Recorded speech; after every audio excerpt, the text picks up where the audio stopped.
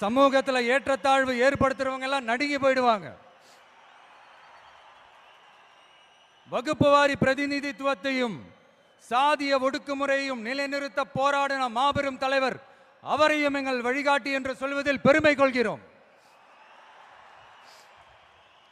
பெண்களை கொள்கை தலைவர்களாக ஏற்று களத்தில் வரும் முதல் அரசியல் கட்சி நம்ம தமிழக வெற்றி கழகம் தான்.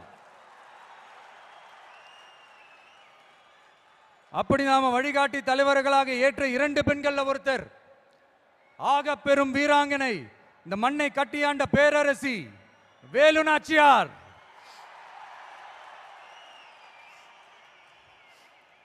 சொந்த வாழ்க்கையோட சோகத்தை கூட மறந்துட்டு இந்த மண்ணுக்காக வாளேந்தியும் வேலேந்தியும் போர்க்களம் புகுந்த ஆணை காட்டிலும் வீரமான வேகமான வீர புரட்சியாளர் தான் நம்ம வேலு நாச்சியார். இன்னொருத்தர், முன்னேற துடிக்கிற சமூகத்தில் பிறந்து இந்த மண் பின்தங்கிட கூடாது என்பதற்காக அதோட முன்னேற்றத்திற்காக பாடுபட்ட அஞ்சலை அம்மாள். சொத்தை இழந்தாலும் சுயநலம் பார்க்காம இந்த மண்ணுக்காக இந்திய சுதந்திர போராட்ட களத்தில் இறங்கி களமாடிய புரட்சி பெண்மணி தான் நம்ம அஞ்சலை அம்மாள். ஸோ இவங்க தான் நம்ம கொள்கை தலைவர்கள்.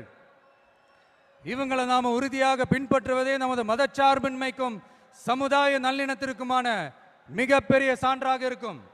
ஸோ மை டியர் ஃப்ரெண்ட்ஸ், உங்ககிட்ட ஒரு தனிப்பட்ட வேண்டுகோள். இந்த மற்றவங்க பின்னாடி மற்றவங்க கூட நிற்கிறவங்களை பார்த்து சொல்ற மாதிரி நம்மளை பார்த்து யாரு விசில் அடிச்சாங்க குஞ்சுன்னு சொல்லிடக்கூடாது.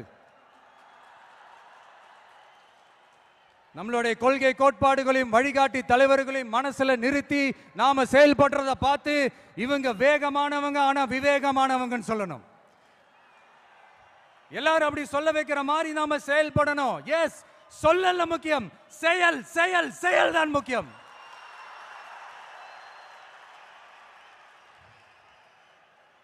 At any cost, no truce and no compromise in our political war. நம்மளோட அரசியல் போரில் கொள்கை கோட்பாடுகளில் சமரசத்துக்கோ சண்டை நிறுத்தத்துக்கோ எப்போதும் இடமில்லை. அதுக்காக நாம் இந்த வெறுப்பு அரசியல் எப்பவும் கையில் எடுக்க போறதே இல்லை. எதை நினைச்சு அரசியலுக்கு வந்திருக்கோமோ அப்படி நினைச்சத கொஞ்சம் கூட பிசிறலாம செஞ்சு முடிப்போம். அது வரைக்கும் நெருப்பா தான் இருப்போம். என்ன நண்பா, என்ன நண்பி, சாரி என்ன தோழா, என்ன தோழி,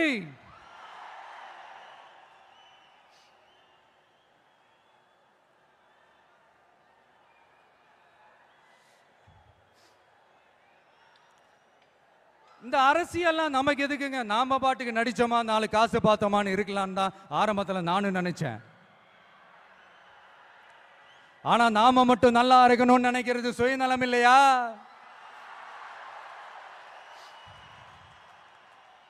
நம்மளை வாழ வச்ச இந்த மக்களுக்காக நாம் எதுவும் செய்யாம இருக்கிறது நல்ல விசுவாசமா இருக்குமா?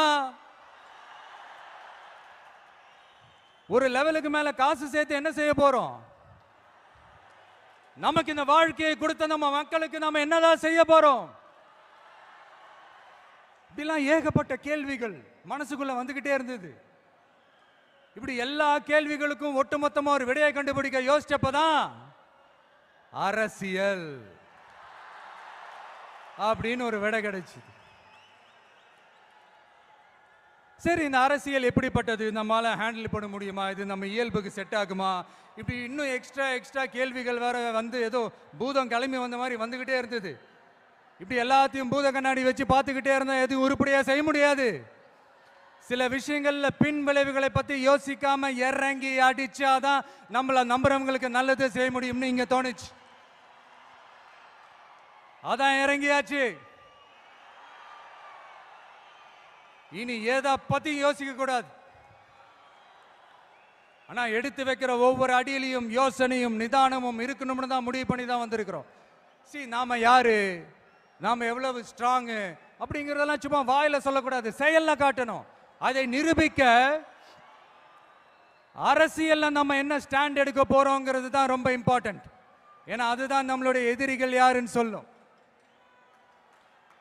அப்படி ஒரு கரெக்டான ஒரு ஸ்டாண்ட் எடுத்துட்டாலே நம்மளுடைய எதிரிகள் யாருன்னு நாம சொல்ல தேவையில்லை, அவங்களே நம்ம முன்னாடி வந்து நின்று நம்மளை எதிர்க்க ஆரம்பிப்பாங்க.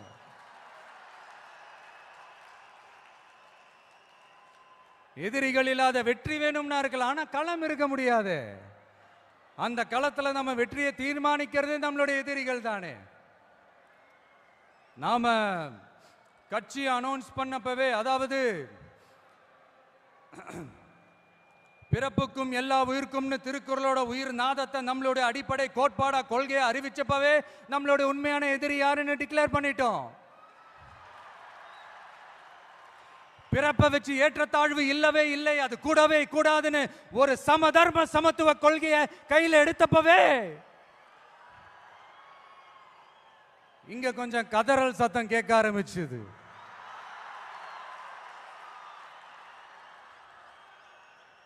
இந்த மாநாட்டில் இப்போ ஓப்பனா அறிவிச்சதுக்கு அப்புறம் அந்த கதறல் இன்னும் சத்தமா கேட்கும் நினைக்கிறேன். பார்ப்போம். நம்மளோட இந்த இயல்பான அடிப்படையான கோட்பாட்டுக்கு எதிராக இருக்கிற மாதிரி மக்களை மதம், சாதி, இனம், மொழி, பாலினம், ஏழை பணக்காரன்னு சூழ்ச்சி செய்து பிரித்து ஆளும் பிளவுவாத அரசியல் சித்தாந்தம் மட்டும்தான் நமக்கு எதிரியா? அப்படின்னா நமக்கு ஒரே ஒரு எதிரி தானா? இல்லையே. நமக்கு இன்னொரு கோட்பாடு இருக்கே, ஊழல் மலிந்த அரசியல் கலாச்சாரத்தை எதிர்க்கிறது தானே அது.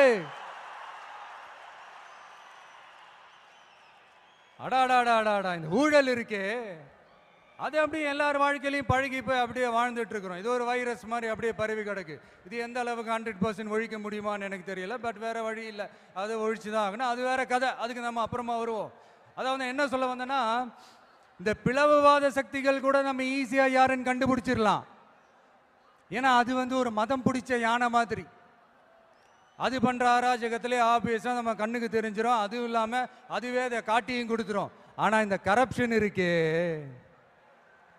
அது எங்க ஒளிஞ்சிருக்கு, எப்படி ஒளிஞ்சிருக்கு, எந்த ஃபார்ம்ல ஒளிஞ்சிருக்கு கண்டுபிடிக்கவே முடியாது.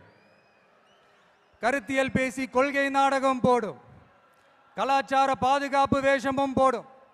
அதுக்கு முகமே இருக்காது, முகமுடி தான் இருக்கும். முகமுடி தான் முகமே.